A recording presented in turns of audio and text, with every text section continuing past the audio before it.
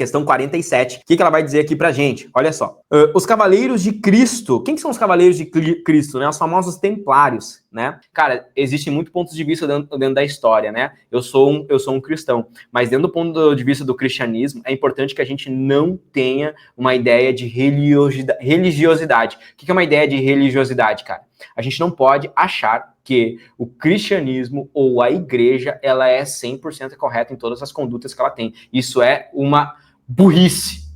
Isso é uma burrice e um mau caratismo, né? Uma pessoa, por exemplo, ser cristã, acreditar em Cristo e achar que toda a construção da igreja católica ou do cristianismo, ela está 100% correta, porque não está. A gente sabe que essa construção envolve pessoas, envolve ser humano, e ser humano comete erros, e um desses erros vai envolver mortes, genocídio, apoio à escravidão, tá certo? Que são contextos que não podem ser defendidos. Então, existe uma exaltação, muitas vezes, em relação às cruzadas, aos templários e tudo mais, conquista do território de Jerusalém, só que no meio disso é guerra, é morte. E toda vez que tiver guerra e morte, cara, eu tenho certeza que Cristo não está ali dentro, tá certo? Então, às vezes existe essa visão religiosa e existe um grande embate, até quando a gente faz essas questões, né, de entrar em um contraste entre, será que o que eu acredito contesta a minha fé ou acredito na história? Cara, a tua fé não está contestada quando você não concorda com as mortes, genocídios e dizimação de culturas que aconteceram, tá? Não é porque eu sou cristão que eu tenho que dizer que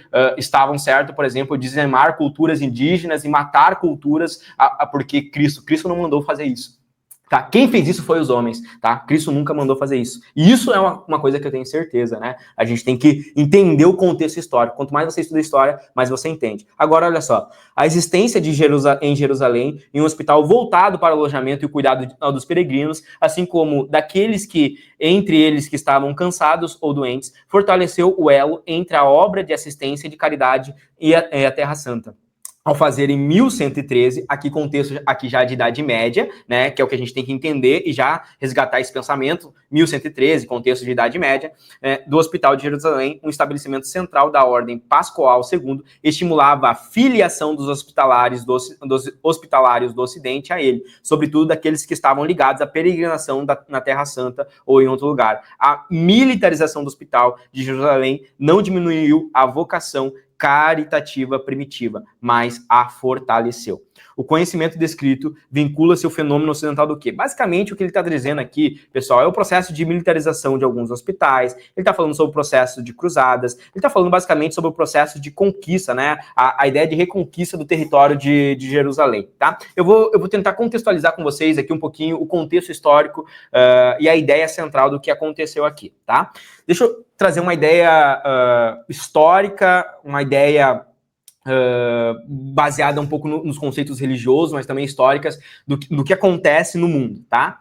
A gente vai ter os povos, tá? A gente vai ter o povo judeu, um povo nômade, um povo que, num contexto histórico, bíblico, sofreu muitas perseguições e foi cativo por muito tempo, cativo num período de Egito, ele sai num período de Egito, ele vai crescendo, ou seja, ele vai indo em direção à Terra Santa, uma terra prometida, que é uma terra onde fica Israel hoje, uma terra de Jerusalém, né? Nesses contextos, claro que são contextos de guerra, então essa conquista, essa ida até o território, ela envolve contextos de muitas guerras, em contexto histórico, em contexto bíblico, né? E aí entra em contraponto, o que é verdade, o que não é, etc, aí depende de cada um, mas no contexto histórico é fato, que foi um contexto de muitas guerras, tá? No contexto histórico vai ser dizer, o povo judeu entrou em guerras com povos que viviam lá, moabitas, entre outros povos que estavam ali. No contexto bíblico vai contar a história de Saul, de Salomão, vai contar a história de Davi, o primeiro rei, né? Ou seja, a conquista do território. Eles chegam basicamente no contexto bíblico a dizer, bom, Deus prometeu pra gente, um profeta disse que tal, os caras entram em guerra, os caras conquistam o território. No contexto histórico vai contar a história dos povos, a mesma história bíblica, vai contar no contexto histórico.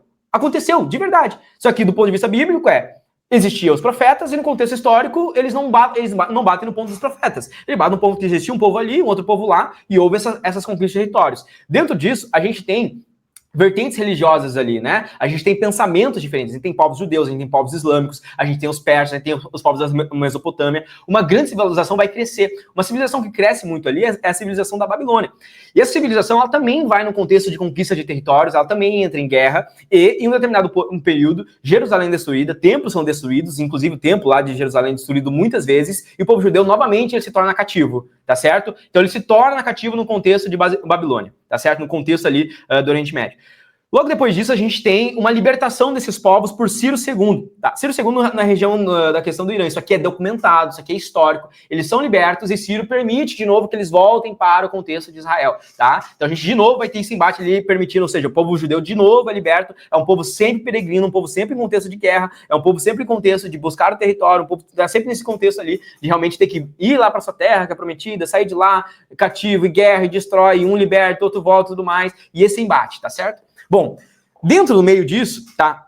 Daqui a pouco vai surgir uma grande civilização, tá? Depois do Império Romano. O Império Romano, tá? Daí vai vir Cristo, daí depois de Cristo ali vai surgir a ideia do cristianismo em si. Então nós temos a ideia do povo judeu. O judeu em si era até então, dentro do contexto bíblico, o povo eleito. A gente tem a ideia do cristianismo. Então quando vem Jesus Cristo quebra esse ponto e ele traz a ideia do cristianismo. O povo judeu deixa de ser a ideia do povo eleito e ele amplifica o cristianismo para todos os povos, né? No caso, os gentios, né? Que não é o povo judeu, todos são os gentios, daí quem é o povo judeu. E aí vem a ideia do cristianismo. Isso na ideia de Império Romano. O Império Romano persegue, vai passando muitos tempos, por volta dos 300 anos ali depois do Império Romano, né? 300 depois de Cristo, o Império Romano se converte à ideia do cristianismo e a gente vai ter ali então a Igreja Romana, né? Então, a Igreja Católica Apostólica Romana.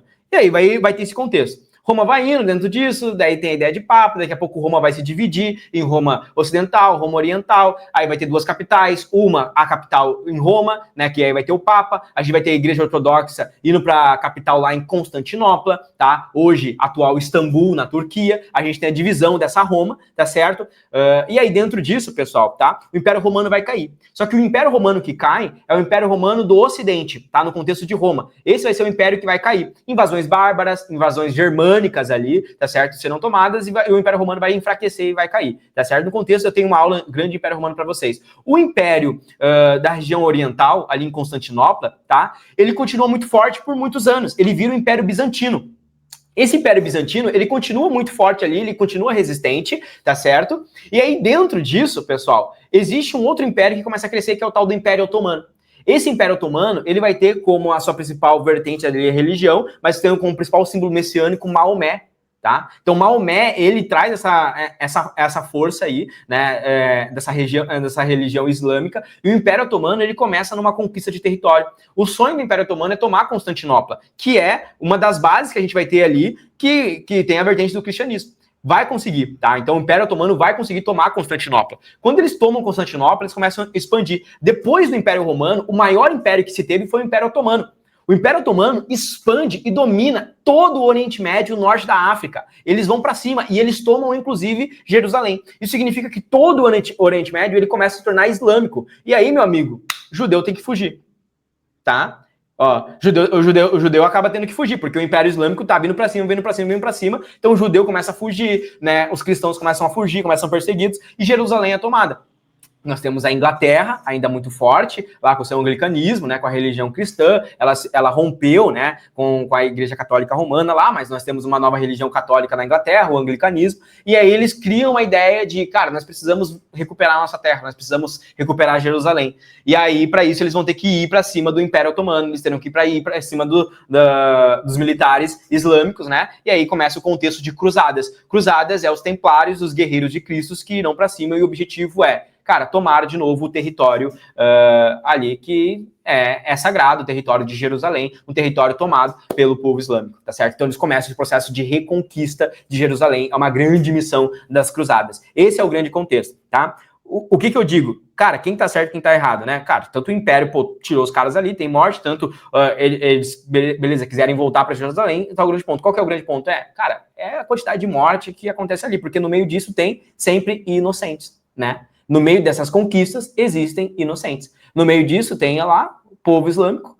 E nem todo o povo islâmico é militarizado. Nem todos ali concordam com aquilo. Alguns estão ali e talvez se converteram à fé islâmica por uma questão de sobrevivência, tá? E aí dentro disso ocorre diversos massacres, diversas ideias ali que vai acontecendo tanto no norte da África quanto na região do Oriente Médio. E esse é o grande ponto que a questão está trazendo aqui no contexto. Então, eu usei essa questão aqui para explicar para você todo um contexto histórico do que foi essa grande disputa, que até hoje é alvo de disputa, que é a região de Jerusalém. Então, toda essa questão de guerra de Israel com Gaza e tudo mais, né, envolve até hoje essa disputa por território, essa questão ali da religião, essa questão, né, do povo judeu, essa questão do povo islâmico ali ao entorno. É sempre uma grande briga por um território, sabe? Um povo que já estava ali, né, e que diz que sempre esteve ali, que já estava ali e perdeu o seu território, um outro que diz que aquela terra é prometida para eles e aquela terra é deles e não quer que os outros estejam ali. Então, a ideia até mesmo de Israel não é uma ideia de catequização, não é uma ideia, por exemplo, de converter ao cristianismo, ao judaísmo, outra religião, não, a ideia é de tirar todos ali, cara, entendeu? Massacrar totalmente, tá? O território é nosso, sai fora. Entendeu? Sai fora. Então não é uma ideia de acordo, não é uma ideia de viver junto, não é uma ideia de permitir religiões,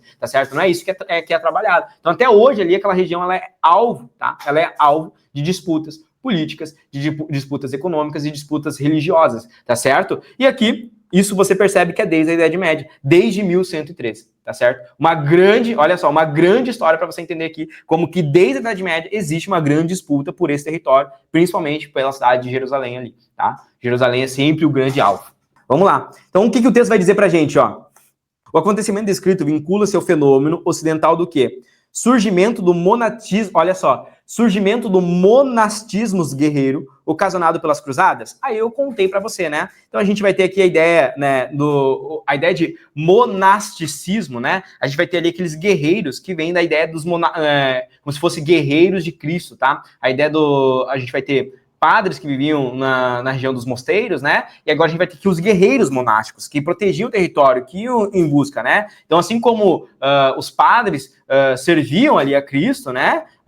Os guerreiros aqui também tinham esse papel. E era vendida essa ideia aqui nas cruzadas, né? O surgimento dessas ideias aqui, que a gente tinha os hospitais ali, inicialmente, e aí depois eles eram incentivados a se tornarem ali guerreiros de Cristo, com uma ideia de que eles estavam fazendo algo que iriam levar eles ao céu também, tá? E isso era uma das justificativas. Por exemplo, você vai ali, por exemplo, largar muitas vezes ali a tua família, assim, né? E aí você vai morrer, mas se você morrer, você vai pro céu, entende? Porque você está sendo um guerreiro de Cristo, tá certo? Você está fazendo algo em busca da conquista de Jerusalém novamente, né? Então aqui começou a surgir os monastismos guerreiros ocasionados pelas cruzadas, né? Cruzada realmente a busca ali pela recuperação de Jerusalém.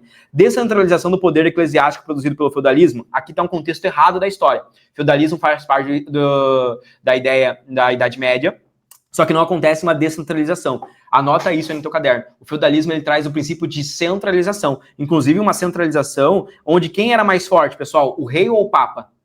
Aqui no contexto de Idade Média. Quem tinha maior autoridade aqui?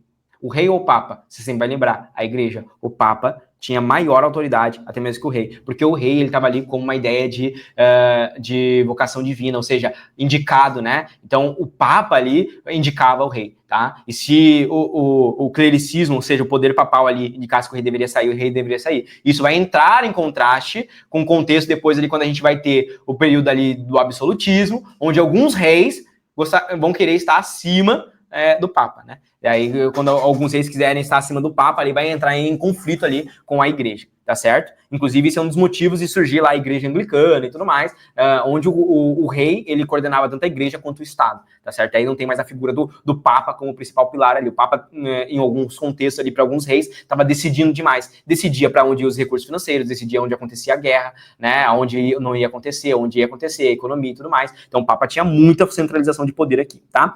Alastramento da peste bubônica. A peste bubônica está no contexto errado, a gente está falando de 1113. Peste bubônica é por volta do século XIV ali, né? Nós temos a alta Idade Média e a baixa Idade Média. Perceba que o contexto de alta Idade Média e o contexto de baixa Idade Média envolve basicamente o que está em alta e o que está em baixa. Então, o início é a alta Idade Média, ou seja, está no hype. Você vai lembrar, Idade Média no hype, tá? Idade Média flopou. Você vai pensar nisso, né? Então, é esse o contexto. Alta Idade Média, você vai pensar, Idade Média no hype.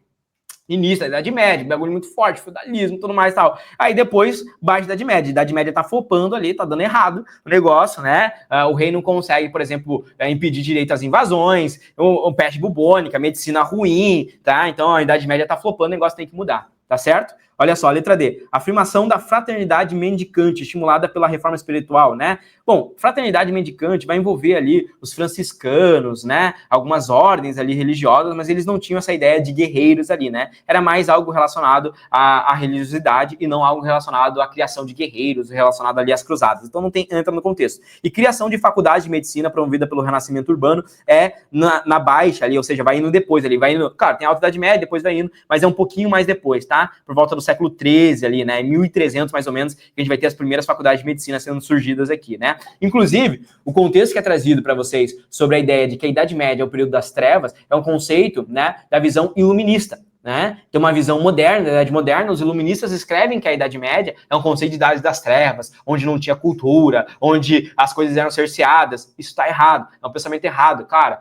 na Idade Média surgiu as universidades, teve muito desenvolvimento ali na Idade Média, teve muitos livros escritos ali, né? Então o surgimento das faculdades, dos escribas que transcreviam esses livros, tá certo? Muitos livros foram preservados, nós teremos filósofos fortes aqui, como São Tomás de Aquino, Santo Agostinho de Hipona, que leram livros de filósofos como Platão, que leram livros de filósofos como Aristóteles. É claro que nós teremos o Índex, tá? Que são os livros proibidos, né? Livros que eram proibidos pela Igreja Católica, mas ainda assim esses livros existiam. A criação de grandes bibliotecas, como a Biblioteca de Alexandria. Então, assim, a gente vai ter ali um período da Idade Média que ele é visto como Idade das Trevas, mas é um contexto europeu iluminista. Tá? Os iluministas vão jogar essa ideia que é Idade das Trevas porque era religioso, porque trazer a ideia de tradicionalismo era ruim, tá certo? Isso é um contexto enviesado. A gente não pode pensar hoje no contexto do recorte histórico, sabendo toda a história, afirmar que a Idade das Trevas é o período das trevas, né? Idade Média é o período das trevas. Não, Idade Média é uma Idade Média. Ela não é o período das trevas. Se você gostou dessa resolução, então espera para ver o que é ter aula de todos os conteúdos para a prova do Enem dos principais vestibulares dentro da minha plataforma de estudos, que é a plataforma Memorize. Eu dou aulas ao vivo de todos os conteúdos que caem nas provas, principalmente aprofundando a nível medicina para biologia e química. Dentro do Memorize, você tem acesso a trilha de estudos, aulas gravadas, listas selecionadas, materiais e apostilas, resumos, um banco com mais de 170 mil questões, sistema de flashcards próprio integrado dentro da plataforma com mais de 5 mil flashcards, acesso a monitores que irão te orientar, comunidade de estudos, mentoria preparatória para a prova do Enem e também os vestibulares mais específicos e difíceis do Brasil. Se você está gostando então dessa resolução e quer mais, ou seja, quer se preparar em alto nível para a prova desse ano, aqui embaixo você vai encontrar o primeiro link, que é um link para você fazer parte da minha plataforma e ter aula comigo de todos os conteúdos e se preparar, elevar o seu nível para ser aprovado ainda esse ano. Clica aqui embaixo e vem fazer parte da maior e melhor plataforma de preparação para Enem e vestibulares do Brasil. Um grande abraço e eu te vejo lá dentro.